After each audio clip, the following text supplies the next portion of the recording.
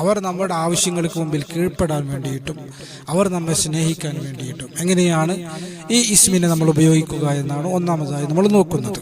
ഒരു പത്തിരി എടുക്കുക, എന്നിട്ട് അത് 4 കഷ്ണമാക്കുക. ഓരോ കഷ്ണത്തിലും കുങ്കുമവും പനിനീരും ചേർത്ത് മഷിയുണ്ടാക്കി 786 എന്ന് ഏറ്റവും മുകളിൽ എഴുതുക.